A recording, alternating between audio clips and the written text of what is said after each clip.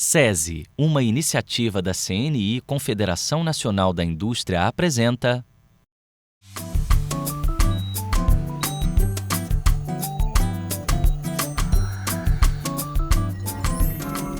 Começa agora mais um episódio do Almanac Saúde. Hoje, o programa traz um tema sério, muitas vezes tratado como tabu, tanto na vida pessoal quanto no ambiente de trabalho: as drogas. Pois é, Robson. Dados mostram que o uso indevido de álcool e outras drogas afeta até 15% dos empregados. Aumenta em 5 vezes o risco de acidentes no trabalho e é responsável por 50% das faltas, atrasos e licenças médicas. Por isso, o programa traz aqui no estúdio uma especialista para explicar o que são essas substâncias, esclarecer dúvidas e mostrar para o trabalhador o efeito físico, mental e social das drogas. E aqui do outro lado, eu vou mostrar uma empresa que vem investindo no cuidado com o funcionário por meio de um projeto de prevenção às drogas. Vamos entender por que as pessoas usam drogas. E ainda, as situações que levam ao vício, como lidar com a dependência química, tratamentos, prevenção e as diferentes possibilidades de viver a vida de maneira prazerosa e saudável. Nós, trabalhadores, temos um dia a dia cheio de obrigações e responsabilidades. A busca por momentos de prazer, conforto e relaxamento é natural e necessária. Algumas atividades trazem essa sensação, como a prática de esportes, atividades culturais e momentos de descontração com a família. Algumas pessoas encontram esse estado de bem-estar no álcool e outras drogas. Mas o uso em excesso pode ser muito prejudicial à saúde. Antes de aprofundar no assunto, vamos entender quais são os tipos de drogas com o quadro Pílula da Saúde. As drogas ilícitas são substâncias que têm a sua produção proibida e que não podem ser comercializadas ou consumidas. Alguns exemplos são maconha, cocaína, crack, êxtase e LSD. Já as drogas lícitas têm a produção e consumo liberados pela lei e são aceitas pela sociedade, apesar de também trazerem prejuízos ao organismo. Qualquer substância que contenha álcool, nicotina, medicamentos sem prescrição médica, anabolizantes e anorexígenos, que são moderadores de apetite, entre outros, são consideradas drogas lícitas. Os exemplos mais comuns são o cigarro e as bebidas alcoólicas. Eles também são a maior causa de dependência entre as pessoas. Hoje, o Almanac Saúde recebe aqui no estúdio a psiquiatra e especialista em dependência química, doutora Helena Moura. Como vai, doutora? Bem, obrigada. Seja bem-vinda ao nosso programa, tá? Obrigada. Bom, eu gostaria de começar a nossa conversa com uma pergunta. Por que as pessoas buscam as drogas? Os motivos podem variar de pessoa para pessoa ou do momento de vida que cada pessoa está passando. Pode começar apenas por curiosidade, a passar por uma necessidade de sentir algo diferente ou para se sentir normal. Como é que seria cada situação? Então, algumas pessoas sentem, principalmente por uma questão de curiosidade, tem algumas pessoas que têm um jeito mais de querer sempre buscar sensações novas, são certos caçadores de emoção, e às vezes podem querer ter uma curiosidade em saber como é que é se sentir muito eufórico, como é que é sentir a percepção das cores e das coisas ao meu redor ficarem diferentes. Esse é um perfil de uso. Outras situações que acontecem, que podem já acontecer no início ou mais posteriormente no uso de drogas, é quando a pessoa tenta usar para aliviar alguma coisa que está incomodando. Então, quem está muito deprimido, se sentindo muito desanimado, pode querer buscar alguma substância estimulante para conseguir ter ânimo de sair de casa e trabalhar. Seria uma válvula de escape? É uma espécie de automedicação. Entendi. É o termo que a gente usa. Ou então aquele indivíduo que está muito ansioso, muito inquieto, não consegue dormir à noite. Às vezes eles vão buscar em alguma substância depressora do sistema nervoso central algo que possa tranquilizar, como álcool, medicamentos tranquilizantes. Entendi. Bom, a cerveja é vista com bons olhos pela sociedade, né? Poderíamos dizer que as drogas lícitas causam menos danos que as drogas ilícitas? Ou isso é um equívoco? Esse é um equívoco. E é importante notar que não precisa ser dependente do álcool para ter prejuízos relacionados a ele. Se a pessoa exagera no final de semana, ela pode chegar de ressaca na segunda-feira, não conseguir render bem no trabalho, atrasar ou até mesmo faltar, né? Então, se ela for trabalhar, vai estar com dificuldade de concentração e isso pode gerar acidentes e queda de produtividade. Por exemplo, também quando a pessoa dirige sob efeito do álcool. A pessoa não precisa ser dependente. Se naquele dia ela bebeu e dirigiu, ela pode causar uma série de problemas graves. Entendi. Como as empresas lidam com essa questão? Primeiramente, é importante entender que o papel da empresa já tem que ser desde a prevenção. O ideal é não esperar o problema surgir para começar uma intervenção. Então, aquele funcionário que sempre chega atrasado na segunda, ou que tem sempre as faltas na segunda-feira, isso pode ser um indicativo de que está ou exagerando na bebida alcoólica ou consumindo algum tipo de droga no final de semana. Entendi. A dependência química pode ser considerada como uma doença? É uma doença e a gente tem que entender a dependência química como um transtorno crônico. Assim como eu tenho diabetes, assim como eu tenho pressão alta, e tem controle, mas não tem cura. Assim como acontece em um determinado momento em que o diabético foge da dieta, acaba que o índice de glicemia vai lá para cima, a pessoa precisa de uma internação. Isso pode acontecer também com o dependente. Isso faz parte do próprio curso, da própria evolução natural de qualquer doença crônica. E, em linhas gerais, como é o tratamento da dependência química?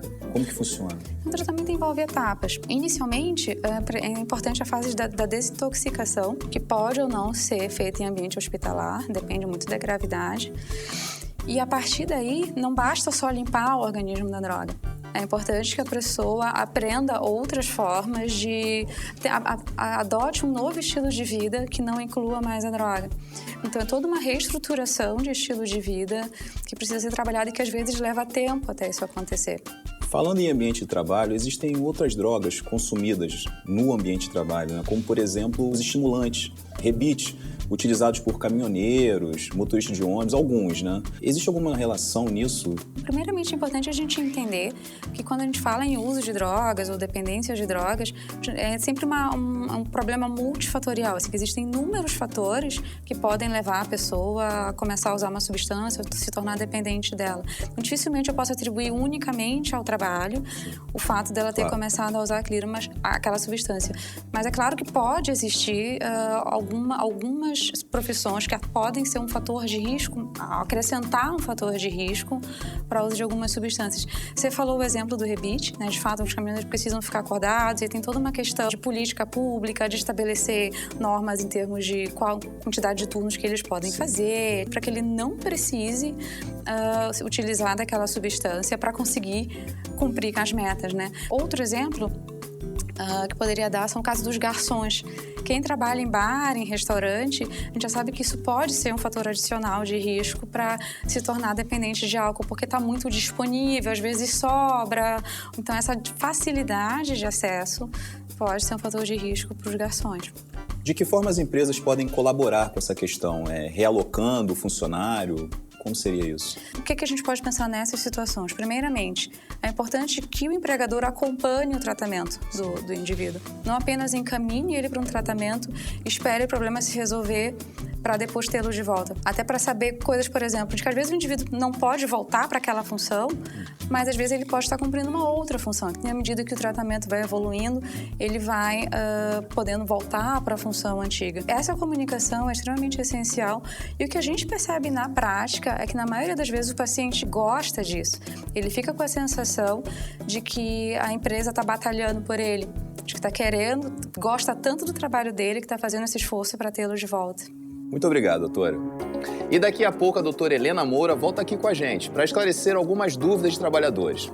Bom, uma das minhas já esclareceu. As drogas lícitas causam tantos danos quanto as ilícitas. Ao contrário do que muita gente pensa, né, Mariana? Sem dúvida, Robson. Nem sempre é fácil identificar um dependente químico dentro do ambiente de trabalho. Às vezes, ele mesmo não tem consciência de que está passando por isso. As drogas podem ser utilizadas por diferentes vias, como a inalação, ingestão, pela injeção. Mas como será que elas atuam no nosso corpo?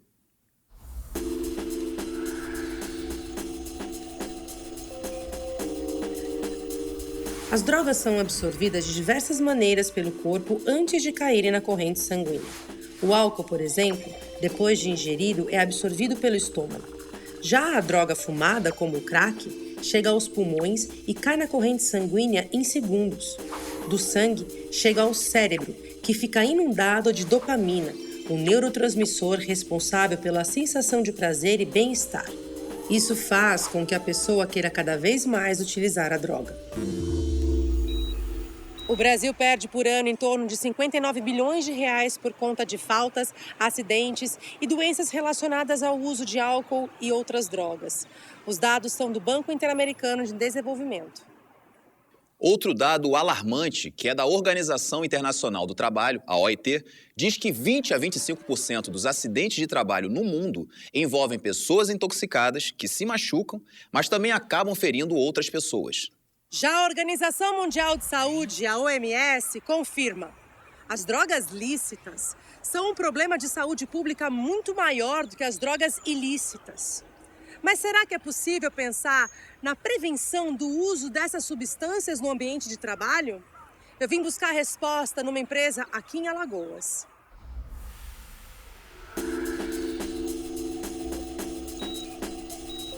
Bem, pessoal, bom dia. Primeiro que tudo, eu quero agradecer a todos por estarem aqui me ouvindo. É uma satisfação imensa estar com vocês. Quero falar um pouquinho sobre Alcoólicos Anônimos.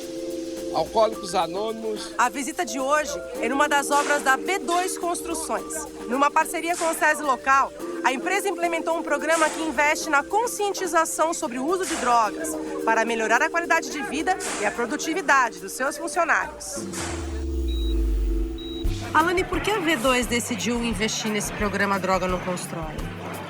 No setor de construção civil, existe um alto índice de absenteísmo por conta do alcoolismo, principalmente às segundas-feiras, devido a essa falta dos funcionários e o comportamento que gerava realmente assim, um déficit na produtividade. Em parceria com o SESI, nós iniciamos em 2010 esse projeto, que a princípio seria apenas uma capacitação para os gestores das obras e lideranças saber lidar com o dependente químico, com o usuário de droga. Com algum funcionário que Sim. fosse dependente. Só que durante a programação do projeto, ele foi crescendo. Então, outras ações foram sendo desenvolvidas e hoje, além da prevenção, há também a preocupação com um atendimento para esses usuários. E a receptividade também, em trazê-los de volta para a empresa, reinseri-los no seu local de trabalho. Imagine que nas obras a gente tem uma série de treinamentos, uma série de atividades, e você ir no mercado para buscar um funcionário novo, né, que não tenha ciência da cultura da empresa, não tenha recebido os treinamentos, lógico que sai bem mais caro. Né? A gente, apesar de estar com o funcionário afastado, está até tendo custo com o tratamento dele, mas é muito mais vantajoso do que contratar uma pessoa de fora. Alane, o assunto drogas é um tabu dentro das empresas? Sim, é um tabu porque envolve a produtividade do funcionário. Eles veem hoje, os empresários, veem como um problema. Então a tendência é que eles queiram se livrar desse problema. Mas aqui na V2 é diferente. E aqui vocês têm o programa Drogas Não Constrói, que envolve o alcoolismo, dependentes químicos, Sim. E drogas lícitas e ilícitas. Exatamente. A V2 Construções, ela se preocupa muito com essa questão da saúde e segurança do trabalhador. Porque a gente entende que o trabalhador que leva uma vida saudável, um estilo de vida mais saudável, com certeza vai refletir na produtividade na empresa. Como que você se sentiu? Como que você vê essa iniciativa da V2 para os funcionários? Não é comum nas empresas, né? Na construção civil ainda era pior ainda, porque a construção civil é uma área muito sofrida nessa questão. Só usa mais a mão de obra, né? Não se valoriza tanto o funcionário. Esse projeto traz uma outra proposta, que é de valorização do ser humano, né? Como que você se beneficia desse projeto? Não, porque como eu já tive um histórico de uso de drogas na minha caminhada, quando eu entrei aqui para trabalhar, por ser muitas pessoas, por conhecer pessoas diferentes, ter uma cultura diferente, houve uns certos problemas e eu passei por algumas dificuldades. E nessas dificuldades eu precisei conversar com as pessoas superiores, o engenheiro, o encarregado. E quando eu fui conversar com eles me trataram com respeito e me acolheram bem, eu pude me externar, passar a situação e eu percebi que eles tinham uma sensibilidade. E aí eu fiquei sabendo que existia esse projeto Drogas Não Constrói. E a partir daí eu comecei a ter uma relação mais pessoal com eles, mais íntimo, e acabei passando algumas informações e eles foram me ajudando, me conduzindo, e as coisas ficou bem melhor. Então eu acredito que o fato da gente se relacionar bem, a gente trabalhar em harmonia, entendeu? Respeitando um ao outro, isso traz uma boa produtividade, traz alegria para todo mundo. O clima fica um clima mais leve, fica mais light, a atmosfera fica melhor. As ações de prevenção foram para todos os funcionários, mas aqueles que foram identificados com problemas decorrentes já de uso de alguma droga, então eles foram encaminhados para um tratamento específico. Uma reabilitação mesmo. Exatamente. Eles ficaram afastados da empresa, foram para um centro de reabilitação, passaram alguns meses lá se reabilitando. E o importante dessa reabilitação foi também, ajudou no processo, eles saberem que poderiam retornar para a empresa, que não perderiam seus empregos. Então isso foi um ponto positivo também no projeto. E outras pessoas se sentiram encorajadas em falar sobre o assunto. Você sente que a empresa te apoia totalmente nesse seu sonho? Ela me apoia, nunca me deu as costas no momento difícil. Sempre ela criou um projeto aqui sobre os dependentes químicos que estavam passando por essa situação.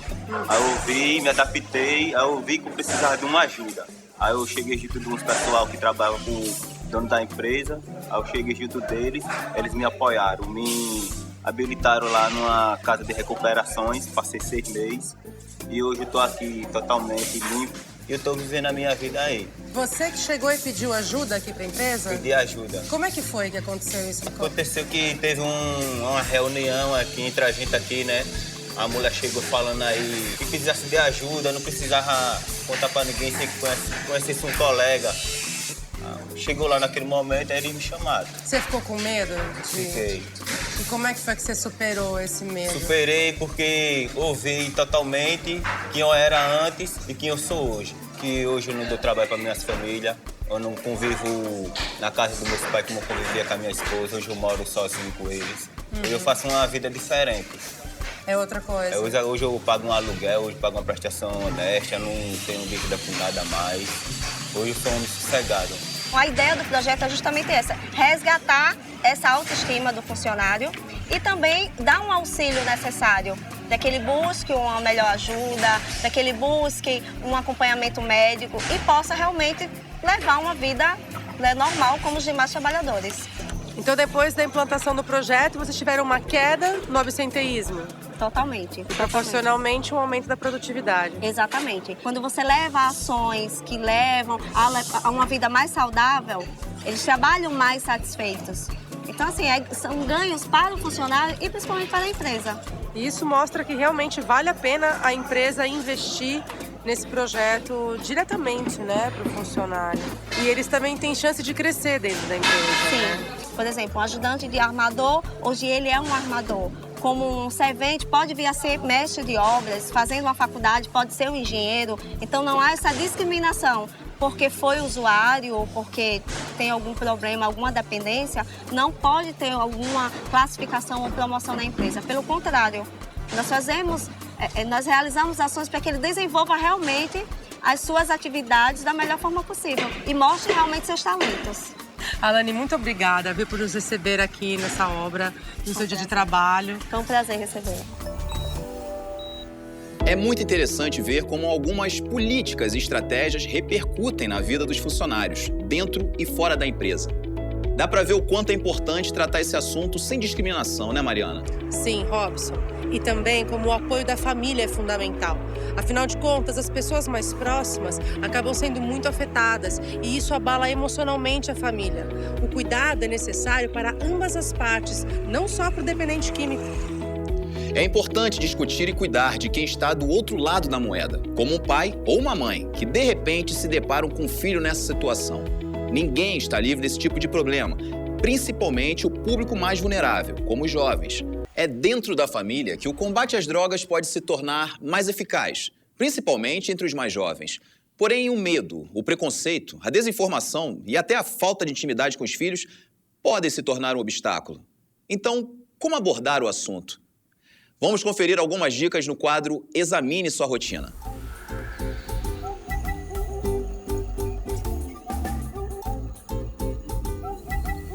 A primeira coisa diz respeito ao entendimento do que é adolescência. todos os pais já foram adolescentes, mas precisam também se incorporar de conhecimento acerca de o que é essa fase do desenvolvimento, quais as atribuições próprias dos adolescentes, as prerrogativas disso. Ora, entender que a adolescência é um momento em que as pessoas vão procurar se dedicar a atividades de maior risco, que inclui a droga, é natural e é preciso entender, validar e legitimar essa fase do desenvolvimento. Conversas sobre o uso de drogas nunca podem ser breves, nunca podem ser entrecortadas por outras questões que se relacionam a demandas dos pais. Então, para que isso ocorra, é preciso que você deixe um tempo dedicado para isso, para poder conversar com seu filho. E o terceiro ponto fundamental diz respeito a deixar claro durante a conversa de que os pais estão do lado dos filhos para suportá-los em qualquer circunstância e dar apoio esse baseado no afeto, no amor e no cuidado mútuo que devem estabelecer entre si, pais e filhos. A doutora Helena Moura está aqui de volta com a gente para poder esclarecer algumas dúvidas de trabalhadores. Vamos dar uma olhada, doutora? Se um remédio é prescrito por um médico, então não haverá o risco do vício? E aí, doutora? De forma alguma. Na verdade, algumas caixas de medicamentos já vêm com a tarja preta exatamente para alertar sobre esse risco. Esse risco de dependência de medicação prescrita pode ocorrer de duas formas. Uma é a pessoa tomar exatamente como o médico prescreveu, só que no momento em que ele para de tomar, ela começa a sentir síndrome de abstinência dessa medicação. Não precisa muito tempo e não precisa tomar em dose muito alta para isso acontecer. O mais comum disso são os calmantes, tranquilizantes, medicamento para insônia, ansiedade. Basta 2 meses de uso contínuo, 1 mês de uso contínuo, para que quando a pessoa pare de tomar medicação, ela comece a se sentir mais ansiosa, mais irritada. Às vezes isso pode confundir com aquilo que ela estava sentindo antes de tomar a medicação. É que o tratamento não pode se restringir a isso. A pessoa tem que aprender, às vezes, outras formas de relaxamento, de lidar com o estresse do dia a dia, para depois conseguir ficar sem o remédio. Outra coisa que pode acontecer é da pessoa, de fato, ter a medicação prescrita pelo médico, ou até mesmo não, conseguir de outras formas ilícitas aquela medicação e ir usando de forma mais acima daquilo que foi sugerido, ou às vezes até mesmo em associação com outras substâncias. Por exemplo, misturar comprimido de tranquilizante com álcool ou com cocaína de forma a ter um efeito diferente do que cada substância consegue produzir isoladamente. Entendi. Vamos a outra dúvida? Como eu consigo perceber que um colega meu está usando drogas? Então, tem formas mais gerais e formas mais específicas de observar isso aí. Primeiro, de forma mais geral, né? Observar o comportamento. A pessoa está chegando, está se comportando em geral de forma diferente de como ela se comportava antes. Por exemplo, aquela pessoa que sempre foi super assídua, que sempre foi muito produtiva, de repente começa a faltar, começa a chegar mais atrasado, enquanto conseguia produzir X num dia, agora vai ser só metade disso. Então, isso é algo que tem que estar atento. Questões emocionais também podem chamar a atenção. A pessoa está mais irritada, então está mais triste, mais desanimada. Dependendo da substância que ela está usando, isso pode interferir no humor dela também. A pessoa que está sempre se questionando de dívida, a pessoa gasta muito dinheiro, perde muito dinheiro em função de estar usando droga ou álcool em excesso. Perceber que a pessoa está sempre se queixando disso, às vezes reclamando de que quer adiantamento e não consegue. Então são sinais indiretos de que isso pode de que a pessoa pode estar passando por algum problema com álcool e drogas. Entendi. Outras alterações dizem respeito a sinais. Quando a gente fala sinal, são coisas que a gente olha e percebe na pessoa. Que dizem respeito ao efeito da substância. Então, por exemplo, do álcool, o mais óbvio seria o próprio odor da substância. Porque às vezes a pessoa está bebendo, mas ela já não percebe aquilo, mas quem está em volta pode perceber. A fala está lentificada, está falando mais enrolado, está cruzando um pouco a perna, está com o rosto mais avermelhado. Isso podem ser sinais do consumo de álcool. Na maconha a gente já pode ter os olhos mais avermelhados, a pessoa também com o odor da maconha. Na cocaína, a pessoa pode estar o tempo todo com o nariz escorrendo, espirrando. A pessoa está o tempo todo dando uma escapadinha, assim, dando umas fugidas do ambiente de trabalho, em geral, para consumir a substância. Então, tem esses aspectos mais gerais, mas tem alguns que dizem respeito ao efeito de cada substância, que é interessante conhecer e observar. Entendi. Vamos a outra pergunta, doutora? Se uma pessoa tem alta tolerância a álcool, então ela não vai ter problemas de alcoolismo? Então. É exatamente o contrário. O que a gente tem de hipotolerância? A pessoa precisa de uma quantidade muito grande para sentir o mesmo efeito que outra pessoa consegue sentir com uma quantidade menor. Essas pessoas acabam que abusam mais da substância porque o mal-estar causado pela bebida acaba que atua como um freio natural para o consumo. Um bom exemplo para comparar seria a sensibilidade à dor. Se eu coloco a minha mão numa chapa quente, eu imediatamente tiro porque eu senti a dor. Exato. Do contrário, se eu não sentir essa dor, eu vou deixar a mão ali e com o tempo vai começar a queimar a pele, vai atingir os nervos, enfim, vai progredir para uma lesão mais grave. Vamos à última pergunta. As drogas naturais são mais seguras que as sintéticas? De forma alguma. Inclusive, na natureza, nós encontramos alguns tipos de veneno. Então, o fato de nascer do solo não quer dizer que não possa trazer prejuízos à minha saúde. Um exemplo disso são alguns cogumelos que também são usados como alucinógenos, mas que podem trazer prejuízos não só pelo aspecto de veneno, mas também de alucinações que podem se perpetuar para além do momento do consumo. Sim. Como a própria maconha também, que pode trazer uma série de problemas de memória, de cognição, em alguns casos até mesmo de psicose. Doutora, muito obrigado pela sua presença e pelas suas explicações e esclarecimentos. Eu que agradeço a oportunidade. Muito legal descobrir alguns mitos e verdades com a especialista. Com certeza, Mariana. E ela ainda deixou uma dica muito interessante, provando que a sensação de prazer pode ser encontrada de diversas formas, sem o uso de drogas. Dá só uma conferida.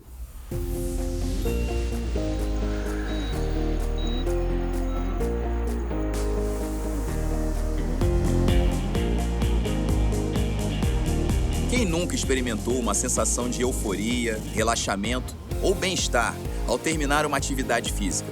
Ou então ficou irritado com a falta de exercícios físicos? A prática regular de esportes pode ser uma ótima opção para quem está em tratamento.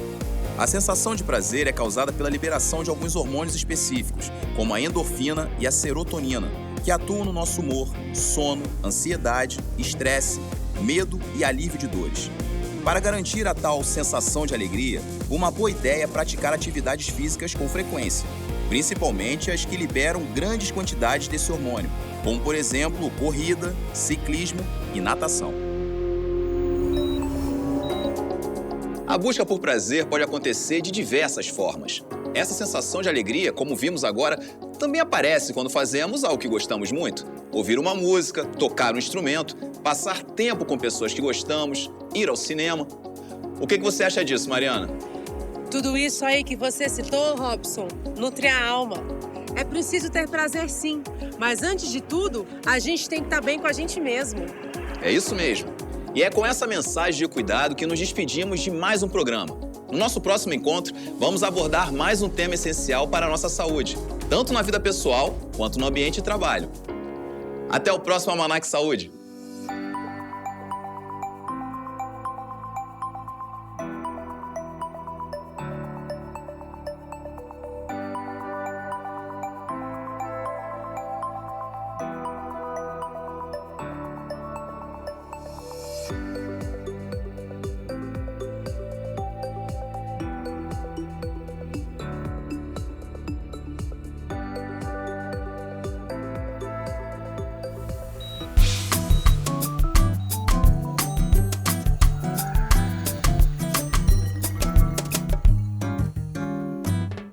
Uma parceria SESI, uma iniciativa da CNI, Confederação Nacional da Indústria.